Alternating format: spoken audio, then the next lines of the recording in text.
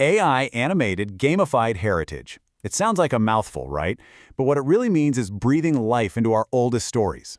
We're going to dive into this really cool intersection where ancient tradition meets brand new tech. It's all about how we can stop our shared history from just gathering dust on a shelf. So let's just jump right in with a wild idea. What if you could play a game, and by doing that, you're actually helping to save a dying culture? Seriously, think about it. Saving a language, or a craft, or a tradition that's on the brink of disappearing, all by just playing a game on your phone. It sounds like something out of a movie, but believe it or not, this is really happening. Okay, so to really get why this is such a big deal, we gotta understand the problem we're facing. It's like there's this fading echo. Our living heritage, the stuff that makes us who we are, is at risk of disappearing. For good. And this quote, man, it just hits you right in the gut. Forever, culture was passed down from grandparents to grandkids, right? Just telling stories. But the study on the Naga tribes in India found that crucial link, it's fading. That direct person-to-person connection is just breaking apart. And it's leaving this huge gap where all that wisdom used to be. So when we say heritage, what are we actually talking about losing here? Well, there's a term for it. Intangible cultural heritage. Now, don't let the fancy name fool you. This isn't about old pots in a museum. It's the living stuff. It's the stories we tell, the songs we sing, the way we cook, the skills our ancestors perfected. It's knowledge that you can't just write down in a book. It has to be lived, practiced, and passed on, or it just vanishes.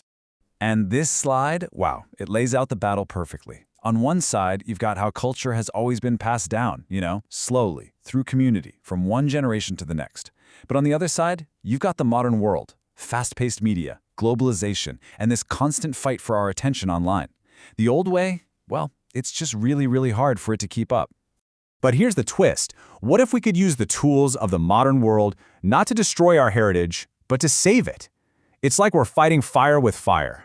A new kind of magic is popping up, and it's built on two things, AI and gamification. And trust me, it's a total game changer. All right, first things first. What the heck is gamification? It's actually pretty simple.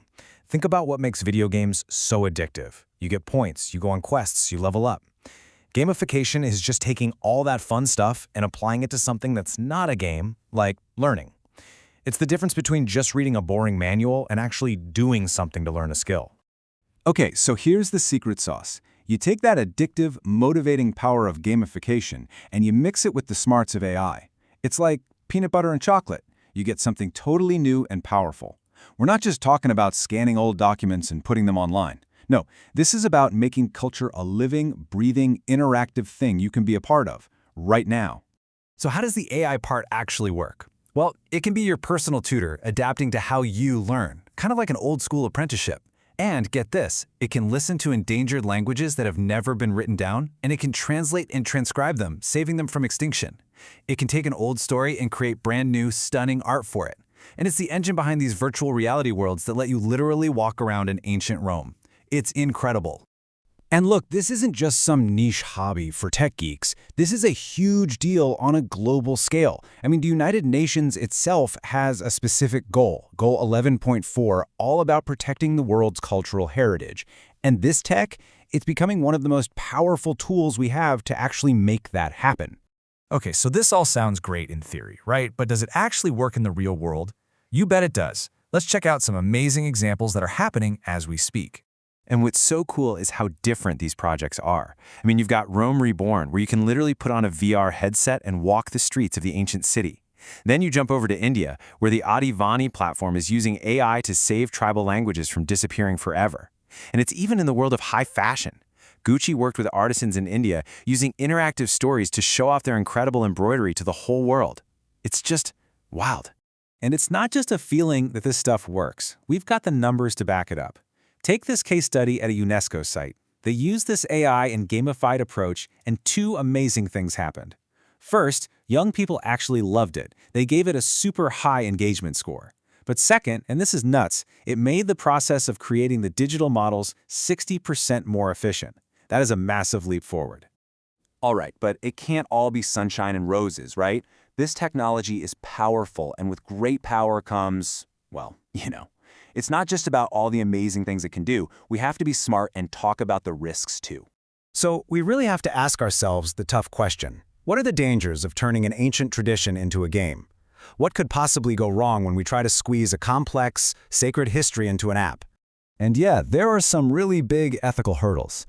For starters, what if the AI only learns from the most famous stories? It could end up ignoring and silencing minority voices without even meaning to. Then there's the risk of just dumbing things down to make them fit a game format. And if you're just focused on getting points, are you really learning? And maybe the biggest one of all, what about the communities that don't have access to this fancy tech in the first place? It could leave them even further behind. But if we do this right, if we're thoughtful about it, the potential is just immense. I absolutely love this quote. It says, gamifying heritage isn't really about scanning the past, it's about humanizing the future. In other words, it's about making sure the digital worlds we're all building aren't empty and sterile, but are filled with real stories, real memories, and all the incredible diversity that makes us human. And that leaves us with the big challenge, doesn't it? We have this new kind of magic in our hands, something that can bring the past to life like never before. So the question we all have to answer is this: how do we make sure this new magic honors the old?